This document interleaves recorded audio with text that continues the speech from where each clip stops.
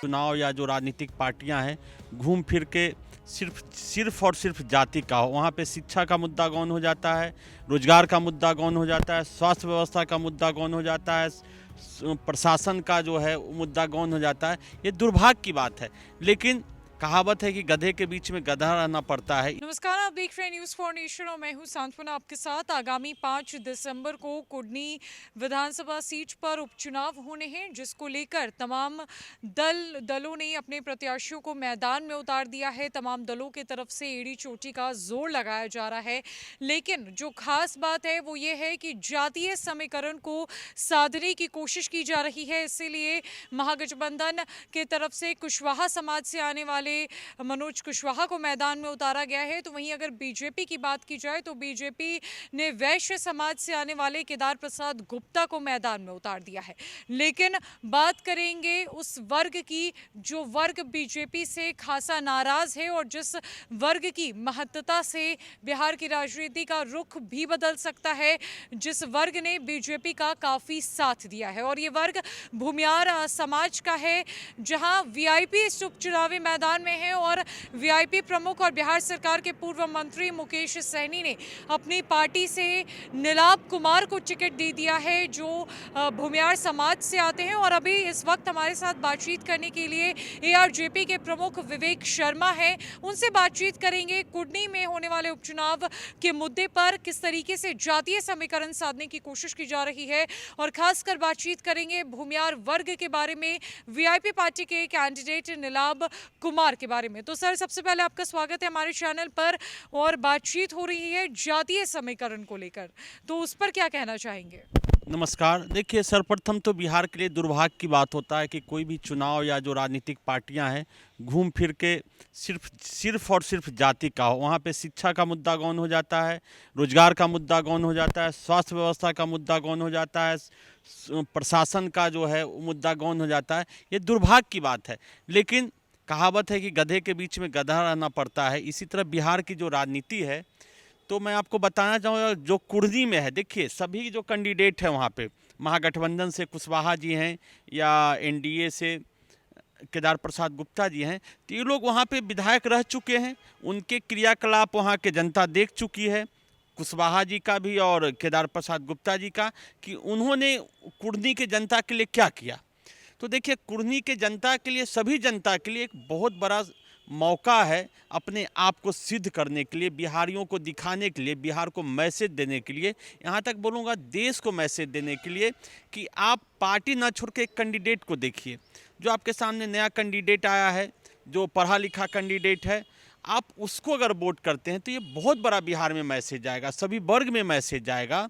तो हमारा प्रयास ये है, वहाँ के लोगों को समझाने का प्रयास ये है, निवेदन हम लोग इसीलिए कर रहे हैं, बार बार कर रहे हैं, कि आप पार्टी छोड़कर कैंडिडेट पे वोट करें, ताकि युवाओं में मनोबल बढ़े, ताकि बिहार में एक मैसेज आए कि नहीं भाई, हम पार्टी नहीं देख रहे हैं, जो हमारे लिए काम करने वाला है, जो आम जनता के लिए दुख सुख में खड़ा होने वाला है, जो आम जनता के लिए आवाज़ उठाएगा, हम उसे वोट करें।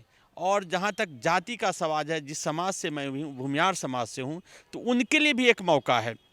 भूमियार समाज, देखिए 90 के बाद का जो राजनीति चल रहा है, लालू जी से संघर्ष किए, लालू जी से बलिदान दिए, लालू जी के जो जंगल राज था उसके लिए सबसे ज़्यादा लड़ने वाला बिहार में कोई है तो भूमियार समाज है।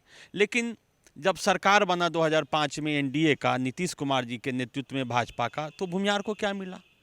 भूमियार समाज चला गया। भूमियार समाज का यहाँ तक हुआ कि कोई आज जो ज़मीनी वाला नेता भी नहीं बचा है। भूमियार समाज के नेता भी जो हैं अभी राजनीति में, वो कहीं ना कहीं एक दूसरे तंत्र के हैं, ठेकेदार तंत्र के हैं, या जो भी बोलिए। तो सबसे बड़ा दुर्भाग्य भूमियार समाज के साथ भी हुआ है। तो हमारा भूमियार समाज से भी निवेदन है कि अगर कुडनी में आप युवा को देखकर, अपने समाज को देखकर युवा को अगर वोट करते हैं, तो आने वाला 2025 में भूमियार का बेटा एक बिहार का मुख्यमंत्री बनेगा। एक बहुत बड़ा मैसेज जाएगा कि ये समाज किसी पार्टी का गुलाम नहीं है, ये समाज अपने समाज के युवा के भी साथ है, और जो काम करने वाला है, जो बिहार को आगे ले जाने वाला मुद्दे पे है, उस पे काम करने वाला को वोट दिया है। तो आप लोग के माध्यम से यही मैं बताना चाहता हूँ, कुर्नी विधानसभा के जो हमारे समाज बांधव भी हैं, भूमियार समाज हैं, और भी दूसरे समाज है, उनसे निवेदन करना चाहता हूँ, जाति और जो पार्टी का राजनीति छोड़कर जो कैंडिडेट है, जो उम्मीदवार है, उस पे वोट करें।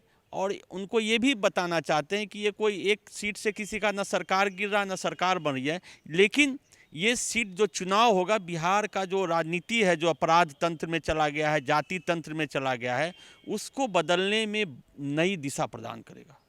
तो सर, आप कहीं ना कहीं ये कह रहे हैं कि भूमियार जाति को छला गया है 2005 से लेकर अब तक। तो क्या आप साफ तौर पर ये कहना चाहते हैं कि नीलाभ कुमार को आगे ले जाया जाए, क्योंकि वो एक युवा नेता भी हैं, भूमियार जाति से भी आते हैं और उन्हें कभी पहले मौका नहीं मिला, बस वो इस बार पहली बार उपचुनावी मैदान में है। तो क्या लगता है आपको? मैं बोल रहा हूँ ना, ये देखिए हर समाज के युवाओं के लिए है। देखिए बिहार की राजनीति में हर समाज में, हर जाति में क्या है, देख रहे हैं कि अपराधी तंत्र हावी है, ठेकेदार तंत्र हावी है, दलाल तंत्र हावी है। तो ये बिहार के सभी समाज के युवाओं के लिए एक प्रेरणा का चीज़ होगा कि नहीं, बिहारी लोग कैंडिडेट देखकर वोट करने लगे हैं, कैंडिडेट कौन अच्छा है उस पर वोट करने लगे हैं। तो ये बहुत बड़ा बदलाव होगा, बहुत बड़ा एक समझिए कि क्रांति होगा। इसलिए है, समाज का लड़का है, हम एक्सेप्ट करते हैं, हमारे समाज का है।